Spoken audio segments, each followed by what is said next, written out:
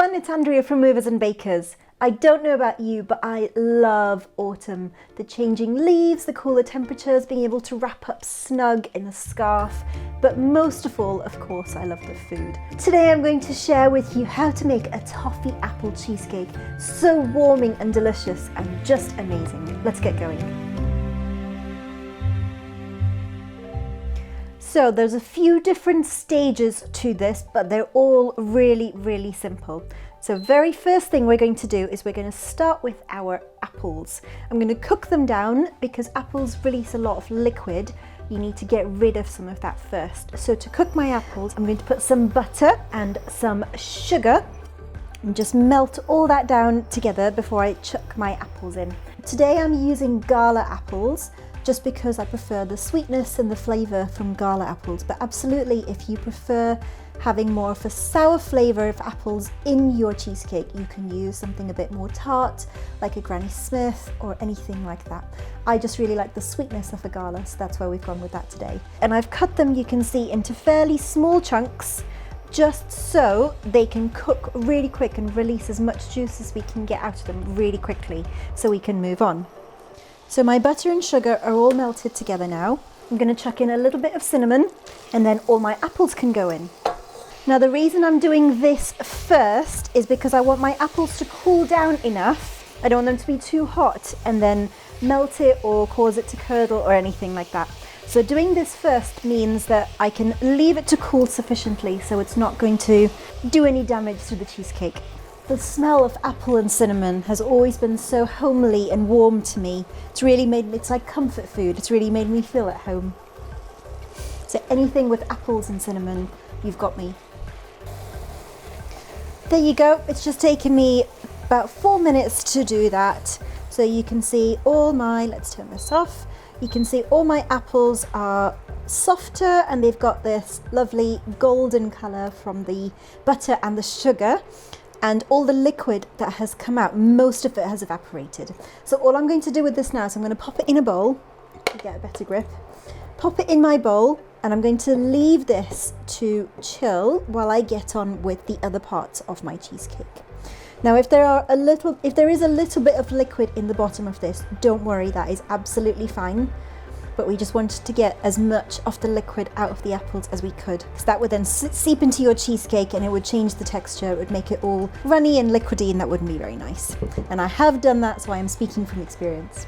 Next step, cheesecake base. This is a really simple, basic base. All you need is double the amount of biscuits. I'm using digestives today, but you can use any biscuits you want, but I think digestives are just fine.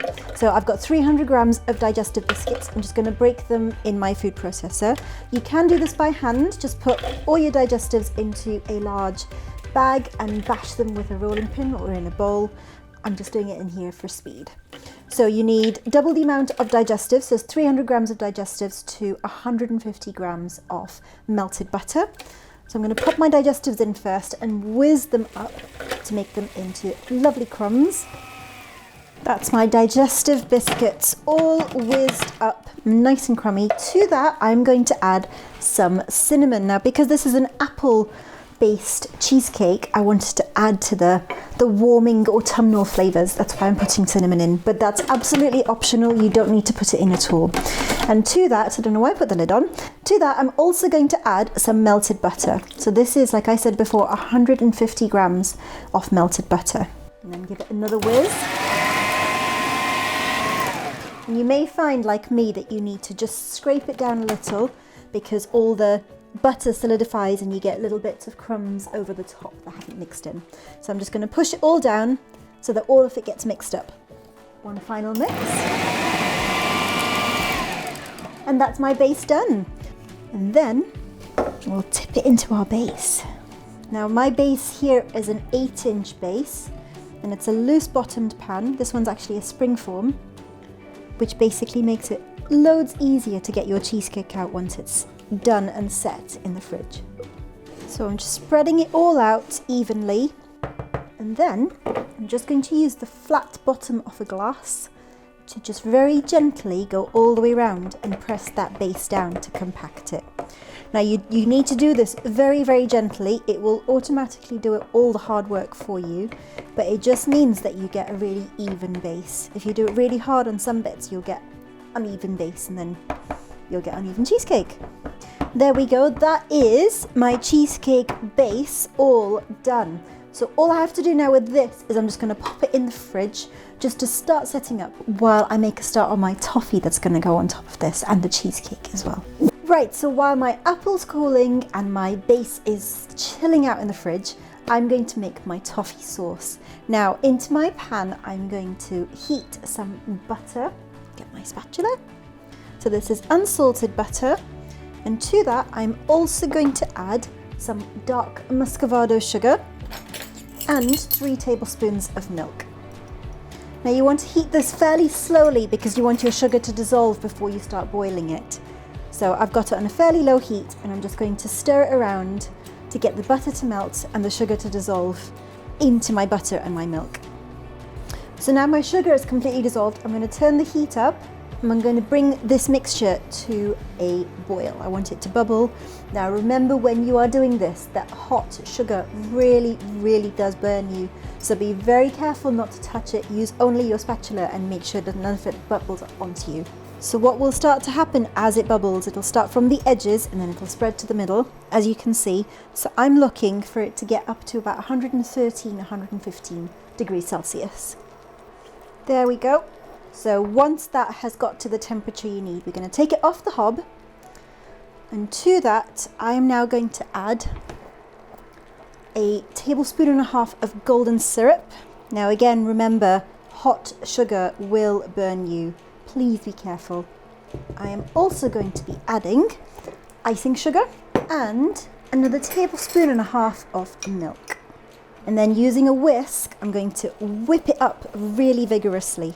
You can see it's going to start bubbling and then it'll turn into this beautiful, thick toffee icing. But you have to whisk it really vigorously to get all that sugar to dissolve in. So just keep whisking until it's all completely dissolved and you have no more little blobs of white icing sugar left. And you will be left with this beautiful, look at that, toffee sauce. Isn't that beautiful? And that is what's going to go in the middle of our cheesecake, but also on top to be our drizzle. Right, time for the cheesecake now. So this is a slightly two-part. First, I'm going to whip up, this is double cream, 300 mils. Helps if I plug this in. Try again. So now we're going to make the cheesecake filling. So this is double cream, this is 300 mils. Yay, it works. Helps when you plug it in. And we're just going to whip this up. Now you need to make sure that your cream, your double cream, your whipping cream is cold. The colder you can get it, the better it'll whip up. So you just need a bit of patience, and you want to whip it up not until it's thick, but until it's starting to thicken, because we're going to whip it up again when we put it with the cream cheese. So you want to catch it whilst it's still slightly runny. What you're looking for is you want to see a little bit of a trail being left in your whipped cream when it's ready for you to stop. So I'm just going to show you again what you're looking for is if you look as I leave it, you can see there's a little hint of a trail of where I've been remaining in the whipped cream. And that is exactly what you're looking for, because it's going to get whipped again once we put it with the cream cheese, so we don't want to mix it up too much at this point. So you can see it's a nice thick pouring consistency, and that's exactly where I want it to be. So I'm going to use the same beaters, and I'm going to move that bowl out of the way, and I'm going to bring my cream cheese over. Now this is 750 grams of cream cheese. Really important to make sure your cream cheese is at room temperature. Just helps it beat up much more easily without splitting. So to my cream cheese, I'm going to put some icing sugar, and because I'm doing an apple cheesecake, I'm also going to put some extra cinnamon into this. Whip this up, just mind you don't get icing sugar all over you. So as you probably noticed, I whipped it gently to start with, just so my icing sugar didn't fly up everywhere. And then I've just turned it onto high just to make sure it's really well mixed together. So I'm going to grab all my whipped cream that I've got, and I'm going to tip it into my cream cheese bowl. And this makes for a no-bake cheesecake a really rich, decadent cake. Just think it works so well with the apple and the toffee. The apple and the toffee. And the cinnamon in this cheesecake just lifts the apple and makes it absolutely beautiful. So I'm just going to give it a quick mix together and then whip it until it's nice and thick. And there we go. We have a lovely thick cheesecake mixture, you can see there. So I'm going to get rid of my beaters. And now you remember the apple that we made earlier that we cooked and we left to cool? I'm going to stir those through. So all my apple is going in here. And I'm just going to fold it through my cheesecake mixture. There we go, all mixed through. Now, all that's left is to assemble this.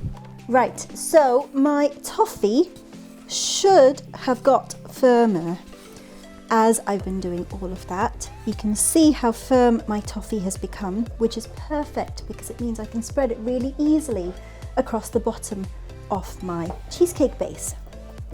So we need to save a bit of this to be our drizzle over the top of the cheesecake when we come to decorating it. So I'm just going to put a really healthy splodge and leave maybe 3 tablespoons or so's worth in my pan, and the rest is going to go on here.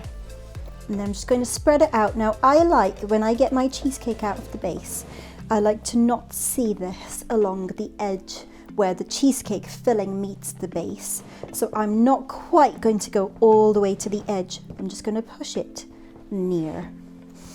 Right, that is all my toffee pressed into my base. And now for my filling. So all I'm going to do is I'm going to spoon it on and I'm just going to press it right into the corners to make sure it goes right down next to the toffee layer that I've just put on.